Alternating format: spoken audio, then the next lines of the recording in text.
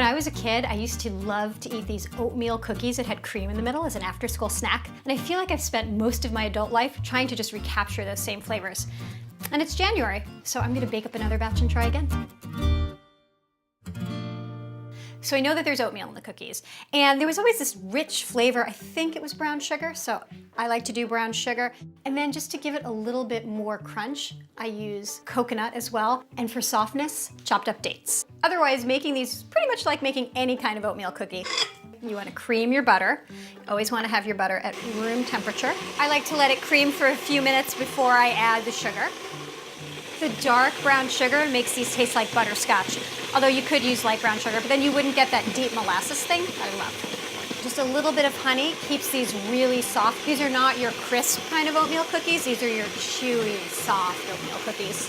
Vanilla extract, because you have to have it. I feel like cookies wouldn't taste like cookies without vanilla extract. You can add your eggs. Add them one at a time. Nice, one-handed.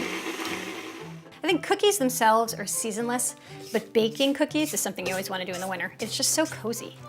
And now I've got my dry ingredients. It's always a good idea to mix them together first before you add them to the mixer. Regular old flour, a little bit of salt, baking powder, and cinnamon. So the problem with dumping all your flour in is it could make a mess, except I'm gonna do the towel trick. If it gets everywhere, it'll get on the towel.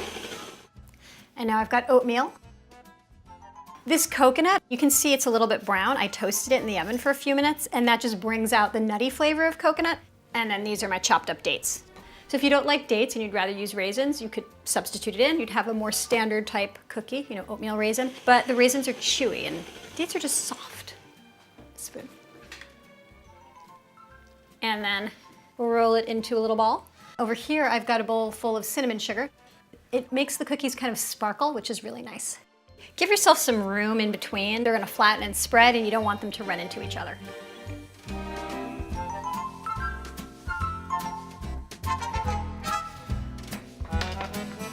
What you're looking for here is that they're no longer shiny, and they're a little bit golden brown around the edges. I'm just gonna let them cool. While the cookies are cooling, I mix together the filling.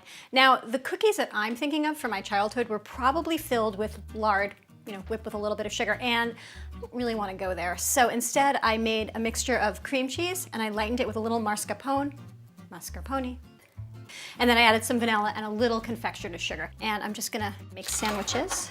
If you have an uneven number of cookies, then obviously you just spread the filling on one side and eat it right then and there.